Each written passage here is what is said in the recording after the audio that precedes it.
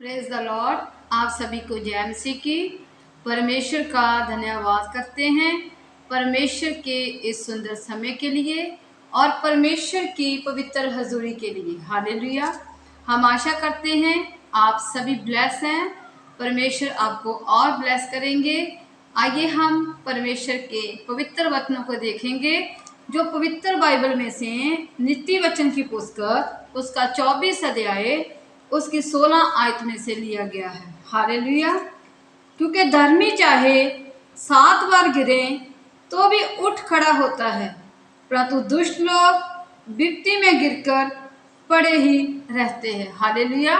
यहाँ पर परमेश्वर का वचन हमें ये बताता है कि धर्मी चाहे 7 बार गिर जाए तो भी वह उठ खड़ा होता है।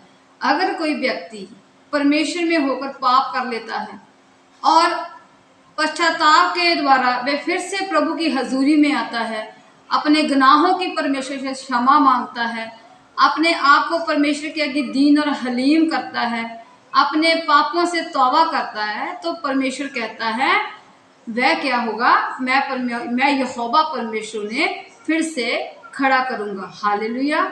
अगर हम दूसरे शब्दों में देखते हैं कि अगर कोई व्यक्ति अपनी लाइफ में किसी काम में, किसी जॉब में, किसी बिजनेस में, किसी भी कार्य में वो असफल हो जाए तो वचन में लिखा हुआ है मैं यहोवा परमेश्वर उन्हें फिर से खड़ा करूंगा और उन्हें सफलता दूंगा।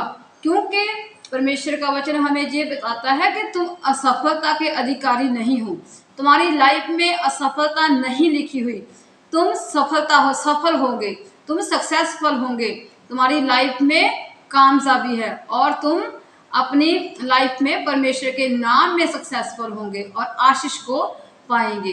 हालेलुया। जैसा कि हम पवित्र बाइबल में से देखते हैं, जब मूसा अपने पहाड़ पर पवित्र पर्वत पर वो प्रार्थना के लिए चला गया था, वहाँ पे चला गया और तब हारून जो था जिसको परमेश्वर ने उसके साथ भेजा था, उसके साथ रखा था कि जब जब परमेश्वर मूसा से बात करेगा तो वह हारून है जो उसकी सहायता करेगा, मूसा के साथ मिलकर परमेश्वर के कामों को करेगा। जब मूसा खुद पर्वत पर चला गया तो हारून नीचे धरती पर रहा। तब लोगों ने देखा कि मूसा है वो वहां से पर्वत पर से वापस नहीं आया। वह हारून को परेशान करने लग पड़े और उन्हें क्या किया, उन्हें बोलने लग गए, उनको बोला कि जो मूसा है वो अब नहीं आएगा, अब तू मूसा को बुला। तो उन्होंने क्या किया, हारून को पीछे छोड़कर सभी ने क्या बोला कि हमारे लिए एक मूर्त बनाई जाए जिसकी हम पूजा कर सकें, जिसके आगे हम अपनी भेंट को अर्पण कर सकें। तो जो हारून था उसने क्या किया, वह वहाँ पर उन लोगों के सामने हार गया था कि मैं क्या करूँ, इनका ये लोग मेरे विरुद्ध खड़े हो गए हैं, अब मेरे साथ मूसा भी नहीं है तो मैं क्या करूँ, इसके क्या कहूँ इन लोगों को। तब जो इसराइली लोग थे उन्होंने क्या किया, अपने लिए एक बछड़ा तैयार कर लिया, एक उन्होंने सोने का बछड़ा बना लिया जिसकी वो पूजा करने लगे। वहाँ पर हारून विश्वास में गिर गया था, वहाँ पे वो परेशान हो गया था, परेशानी के कारण वो अपने आप को उन्हें अपने आप को नीमा, अपने आप को परमेश्वर का दोषी वो समझने लग गया था। परमेश्वर मुझसे क्या हुआ है, जो पाप हो गया, जो लोग ने उन्होंने मुझे परेशान किया और जिसके कारण मुझे इनकी सुनकर इनका जो भी बछड़ा जो भी ये मूर्त बनाना चाहते थे सोने का, उनकी मुझे मात मारनी पड़ी, जिसके कारण वो निडाल और निराश हो गया था। तो फिर क्या उनने क्या किया, जब मूसा वहाँ से आया और जब उन्हें देखा कि लोगों ने इतना मूर्ति पूजक बन चुके हैं, तो मूसा ने उन्होंने कहा था कि हे मूर्ति पूजको, तुम्हारा विश्वास कहाँ चला गया। तब मूसा वहाँ पे बहुत निराश हुआ था और फिर जो हारून था उन्हें पश्चाताप किया और फिर से उठकर वह परमेश्वर की हजूरी में खड़ा हुआ। और क्योंकि वचन में लिखा वो धर्मी था, जो धर्मी जन है उस पर विपत्तियां तो आती है, जैसा कि भजन संहिता में हम देखते हैं 34 की उसकी 19 आयत को देखते हैं हम, जो उसमें क्या था, उन्होंने कहा था कि जो 34 उसका 19 आयत हम देखेंगे, 34 का 19।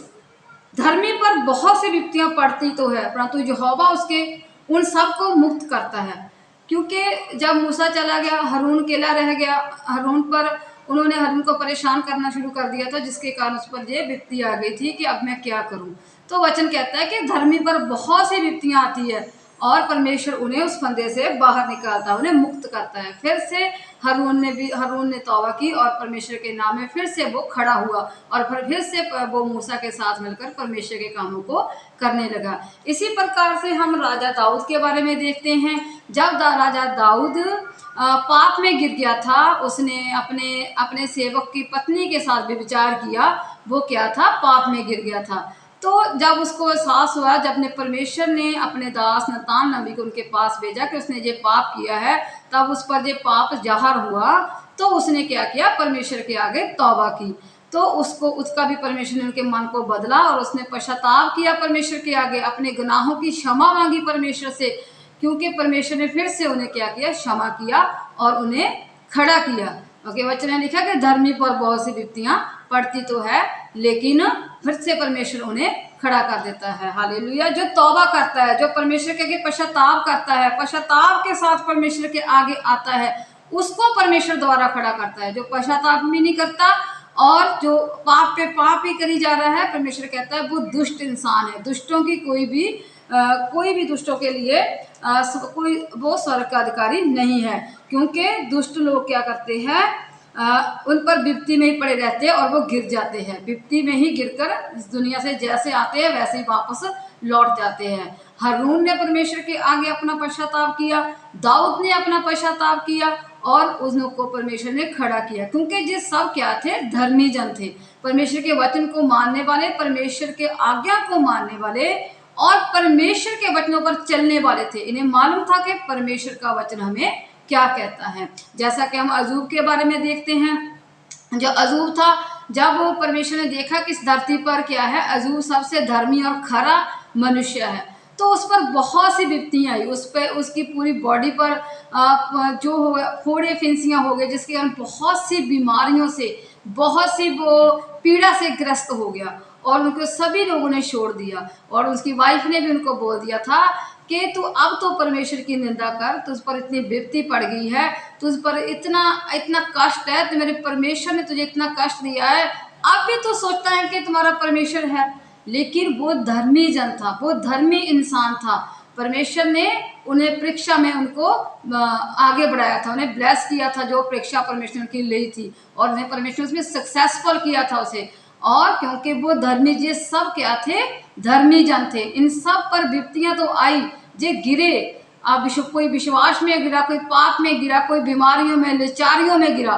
लेकिन परमेश्वर का वचन कहता है, क्योंकि धर्मी चाहे 7 बार गिरे, धर्मी जन चाहे 7 बार गिर भी जाएं, अगर फिर से वो तौबा करेंगे, परमेश्वर के आगे प्रार्थना करेंगे, परमेश्वर के अपने घुटनों को टेकेंगे और परमेश्वर के आगे तौबा करके अपने पापों का पश्चाताप करके परमेश्वर के नाम में आगे बढ़ेंगे, तो परमेश्वर कहता है मैं उसको फिर से उठाकर खड़ा कर दूंगा। इसलिए देखो, अजूब था और परमेश्वर ने उन्हें ब्लेस किया और उसको, उनके बिजनेस को ब्लेस किया, उनको बहुत से बच्चे दिए, उनको बहुत से धन दौलत फिर से उन्हें खड़ा किया, जो उसने खो दिया था, जो सब कुछ उनका खत्म हो गया था, फिर से परमेश्वर ने उन्हें खड़ा किया। उनको हर बीमारी से, लाचारी से परमेश्वर ने विजय दी और शैतान को उसने हराया। और वचन में लिखा हुआ है कि धर्मी जन पर विपत्ति तो आती है, लेकिन परमेश्वर उन्हें सब विपत्तियों से मुक्त कराता है। हालेलुया। आज हमें, अगर हम पाप में गिर गए हैं, परमेश्वर में होकर भी हम पाप करते हैं, हम परमेश्वर के वचनों को भूल गए हैं, तो आज हमें जरूरत है परमेश्वर के वचनों को मानने की, उस पर चलने की, क्योंकि परमेश्वर कहता है तुम मेरे क्या हो? धर्मी जन हो। मैंने तुम्हें चुना है। जिसको परमेश्वर ने चुना है, जो परमेश्वर की बात को मानते हैं, उसके हुक्मों पर चलते हैं, परमेश्वर उनको, अगर वो पाप में गिर जाए, फिर से उनके मन को बदल देता है और उनको फिर से उठाकर खड़ा करता है और उनके पापों को क्षमा करता है और परमेश्वर उसको ब्लेस करता है। हालेलुया। आज हमें अपने पापों से तौबा करके फिर से परमेश्वर के नाम में आगे बढ़ना है और हमें हर एक वस्तु पर, हर एक अपनी मुसीबत पर, हर एक अपने हमारे पापों पर विजय प्राप्त करना होगा, इन पापों से हमें मुक्त होना होगा और हमें हमारे परमेश्वर हमें ब्लेस करेंगे। हालेलुया। आप सभी को परमेश्वर इन वचनों से ब्लेस करे। आइए हम प्रार्थना करेंगे। हालेलुया। महान सामर्थी जिंदा और जलाली खुदावंद परमेश्वर, सचमुच आपके वचन में लिखा हुआ है, धर्मी चाहे 7 बार गिर जाए फिर भी परमेश्वर ने उठाकर खड़ा करता है प्रभु जी। सचमुच और प्रभु जी, सचमुच इस वचन को हम रिसीव करते हैं प्रभु जी।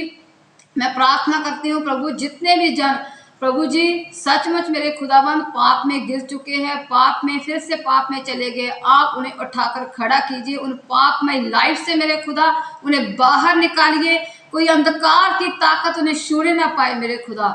आपका पवित्र आत्मा लोगों की लाइफ में कार्य करे, क्योंकि आपके वचन में लिखा है धर्मी पर बहुत सी विपत्तियां पड़ती है, लेकिन यहोवा परमेश्वर उन विपत्तियों से उन्हें मुक्त करता है। प्रभु तो सचमुच अपने बच्चों को हर विपत्ति से आज़ाद करना और मेरे खुदा उन्हें फिर से उठाकर खड़ा करना, उन्हें ब्लेस करना प्रभु जी।